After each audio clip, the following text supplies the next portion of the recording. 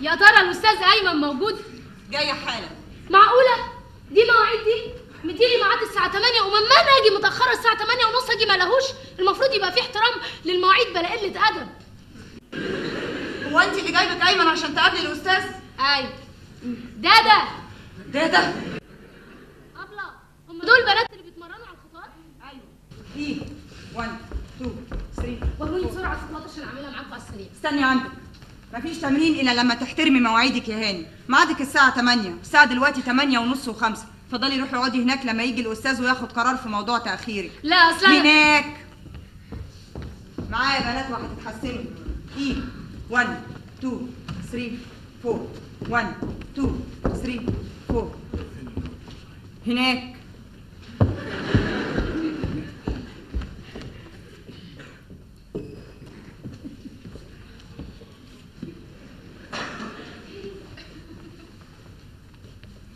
هم عملوا فينا يالا ولا اللي بيتاخر زينا كده بيدخلوه اوضه الفيران ولا بيحطوا السيخ المحمي في صرصور ودنه. انت جايه متاخره؟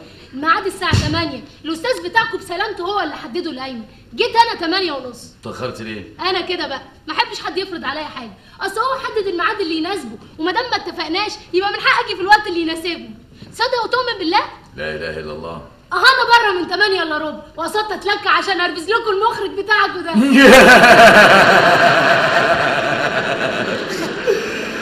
ده هيتفرس فرسه. احسن. ده انت مناكفه بقى. لون برضه. ايوه. انت معهد باليه؟ قعدت في المعهد 3 سنين وسبته. سبتي ليه؟ وانت مال اهلك؟ ما بهزر. لون بصراحه رفضوني. ورفدوك ليه؟ اصل ضربت مخرج.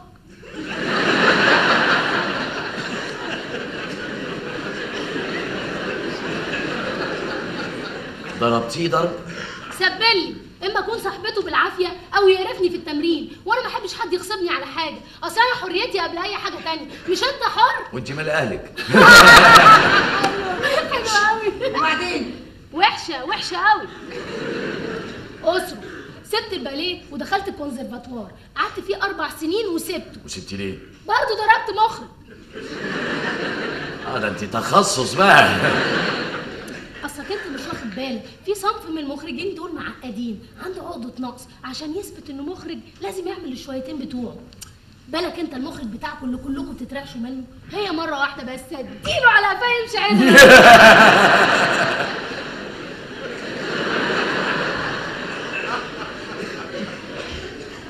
اصل انت مش واخده بالك، المخرج بتاعنا ده قليل الادب، ممكن يقلع الجزمه يضربك بيها ويطردك.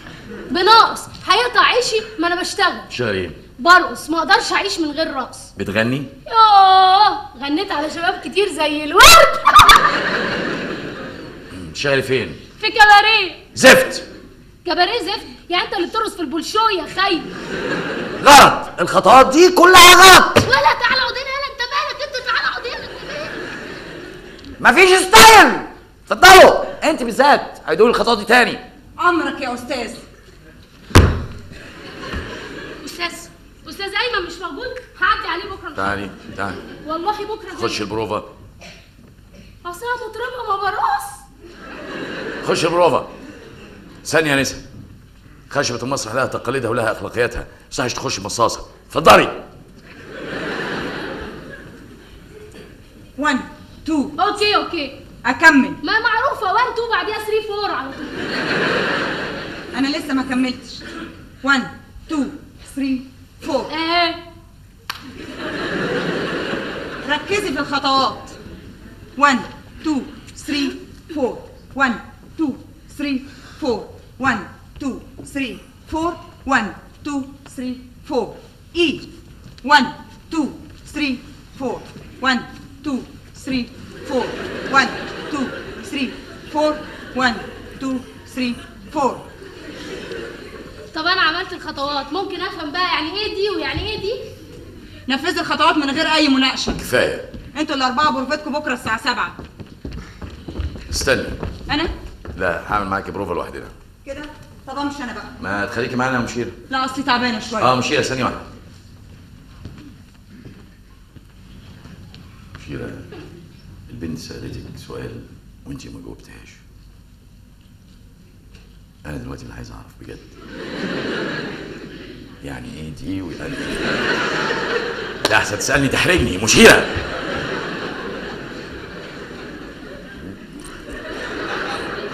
تعالي، مش عايز استفسار عن اي حاجه. حاولي تلقطي مني الخطوات بسرعه، ركزي. استجيبي للخطوات. 1 1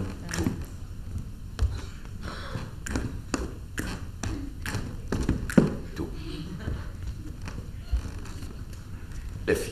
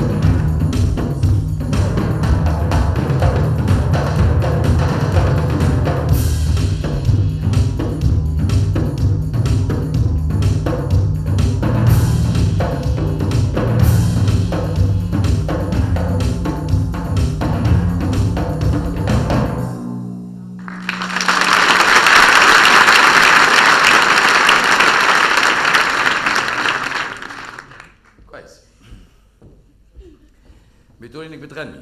ايوه. بتقري نوتة؟ ايوه. الأغنية دي حاول تمشي مع التونيشن.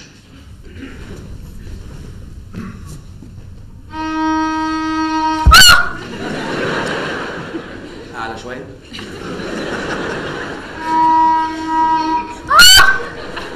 أعلى سنة.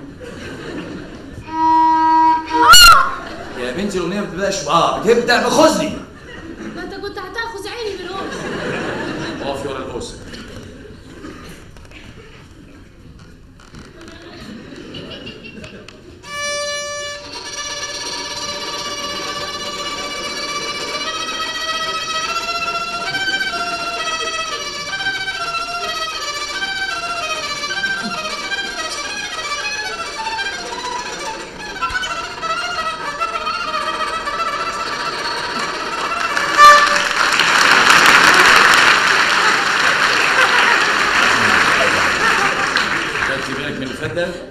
مالكيش دعوه بينا، كنت بظبط كمان.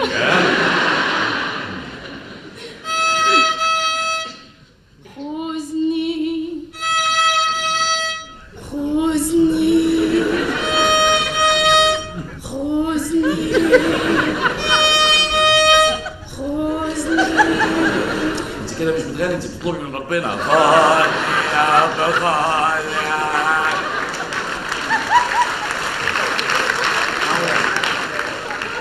همشي اشحت بيك يعني ولا ايه؟ بتقولي لحبيبك خذني خذني من الفاضيز. خذني خذني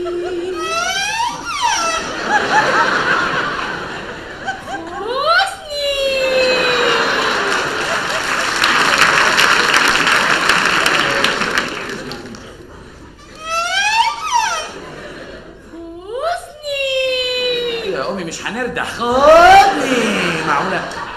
لحبيبك بتقول لحبيبك قالت خدني خذني خذني فإني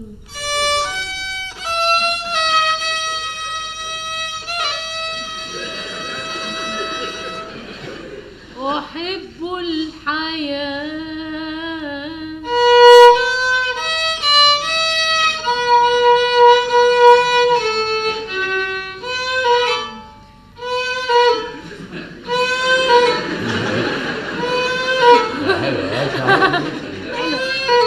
صعبة عشان العفو. نفسي اعمل اغنية كلها كده. صعبة قوي. يلا دي ايه؟ قمر. يلا. وأعشق في الليل ضوء القمر.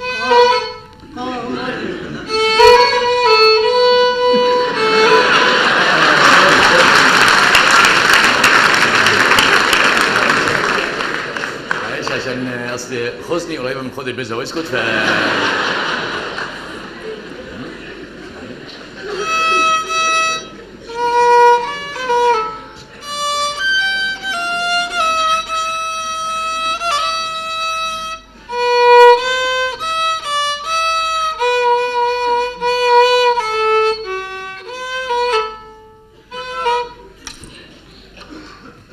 خذني فإن أحب الحياة وأعشق في الليل ضوء القمر.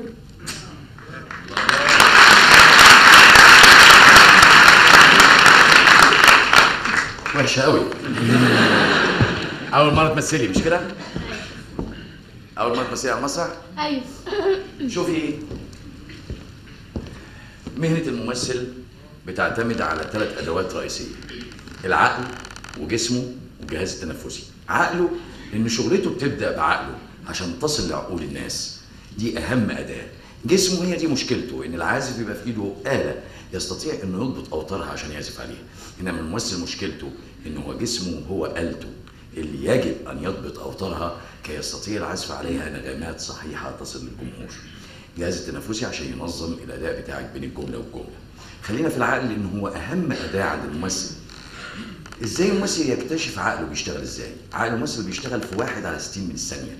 الثانية في 1/60 من الثانية لازم ياخد أوردر ويدي أوردر، أو ياخد أكتر من أوردر في نفس الوقت ويدي أكتر من أوردر في 1/60 من الثانية.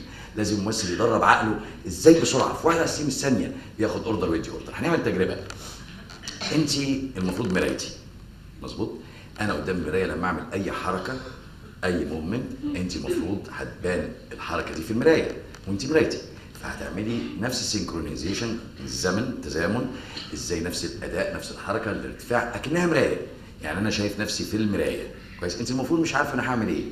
عشان كده هيبقى عقلك بيتدرب إزاي في 1/60 من الثانية ياخد أوردر أو أكتر من أوردر. جاهزة؟ أوكي، تروكر. ريدي. لا خلاص راح فين يا ماما؟ مراية مراية.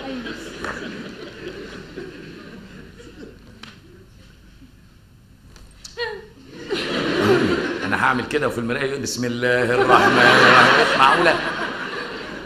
يعني تعملي مكياج الصبح ترجعي بالليل تشوفي نفسك عاملة على بال ما تشوفي صورتك؟ لا، مراية بالظبط. يلا. لا انت مركزة هنا اهو، مش كل مرة. ما لا ركزي. صباعي فين؟ صباعي يا امي، صباعي فين؟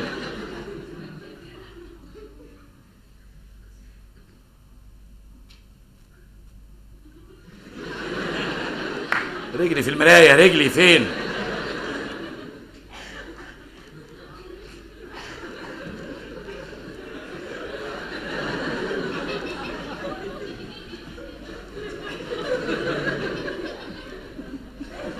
فين لساني؟ امي حافظه اشتغل لوحدي، معقوله؟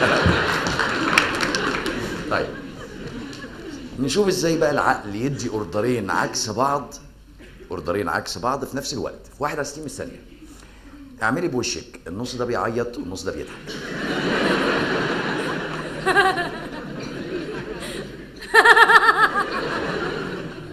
في تاتش هطل شويه. عادي يا بنتي، كده الضيوف يفتكروا ان انا مجنون. عادي. ازاي عقلك في 1/60 من الثانيه هيدي اوردر لعضلات وشك هنا انها تتاثر وتنفعل وتعيط، وفي نفس الوقت النص ده هتدي اوردر للعضلات دي انها تضحك.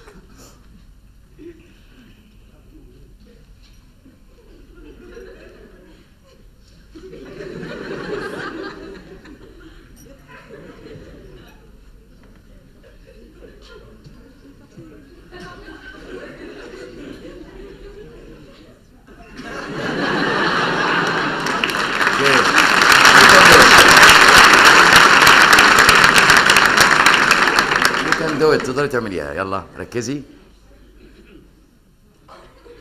كده. هنشحت يا امي، هنشحت كده.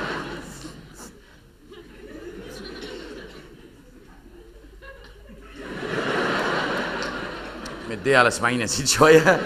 طيب ازاي بقى تعبري بجسمك انك شجره في مهب الريح؟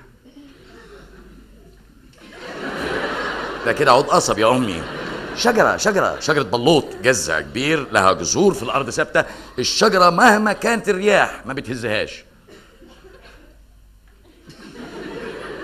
طيب دي الشجره، فين الريح؟ ازاي انا عملت جسمي كده شجره؟ ممكن الناس تتخيل ان دي شجره. يعرفوا منين ان في ريح؟ منين؟ ها؟ منين؟ منين ايه؟ منين؟ لا رياح. لا، رياح مش ريح، رياح. عاصفه اهو. احساسك الداخلي هو اللي يبين للناس ان في عاصفه. انا اسف ما تعرفناش. انا اللي اسفه، بس صدقني انا كنت بهزر هناك. كلهم في الاول بيقولوا كده، انما بكره النكد بكره ان شاء الله. اسمك ايه؟ كريمه. شوف يا كريمه، انا هقدم على المسرح هنا كارمن. اوبرا كارمن بتاعت بيزيه؟ لا مالناش دعوه ببيزيه، انا ليا تصور تاني خالص في كارمن. انا عامل معالجه ما بين حدوته اوبرا كارمن وبين الواقع. مش شرط الواقع بتاعنا، ممكن يبقى الواقع العالمي كله، الاحداث اللي بتحصل في العالم كلها، من خلال مناقشه حيويه ما بين فكره الحريه المطلقه والديكتاتوريه. هل الحريه المطلقه اللي بيصل فيها الناس لحد الغوغاء والتمرد والجحود والفوضى بتستلزم وجود ديكتاتور عشان يكبح جماحها، ولا وجود الديكتاتور اصلا اللي بيقهر الناس هو اللي بيدفعهم للمطالبه بمزيد من الحريه لغايه لما يوصلوا للفوضى؟ خلال تساؤل كبير وعام، من هو الديكتاتور في عالمنا النهارده؟ بحيث ان الناس تبقى قاعده في الصاله مش فاهمه حاجه، هما مبسوطين كده بس مش اي حاجه. يعني يقول لك ايوه ده كارمن، فجاه يقول لك لا مش كارمن دي حقيقه، وفجاه بعد شويه يقول لك لا ده بيحصل في الواقع، لا دي كارمن. مش مهمتي انا هنا الخبط الناس في الصاله. بس انت لخبطتني انا شخصيا. لا الممثل المفروض ما يتلخبطش عشان هو ده اللي هينقله للناس في الصاله. خلينا في كارمن الاصليه بنت غجريه، جمالها متوحش بدائي، كلها حيويه وعنف. الحب بالنسبه لها، انت بتحبي؟ يوه حبيت كتير. لا اقصد انت حبيتي؟ الحب ضعف، وانا بحتقر في نفسي قوي ان انا اكون ضعيفه. والحب بالنسبه لكارمن كان حب مطلق، زي حب الحياه، زي حب الفراشات للزهور، زي حب الطيور لاغصان الشجر. كارمن هي رمز الحريه والدفاع عنها، امراه جميله وساحره، مفيش راجل بيقدر يقاوم سحرها، وفي نفس الوقت كل راجل فيهم عايز يسيطر عليها ويقهرها، وده اللي بترفضه كارمن بكل كبرياء واعتزاز. انا هرفع عليكم قضيه، والله لا ارفع عليكم قضيه. لحقتوا تكتبوا قصه حياتي؟ يا ترى متجوزه؟ والله يا اخويا ما اعرف. كارمن؟ انت متجوزه؟ اتجوزت. برافو. واتطلقت. هارد لك.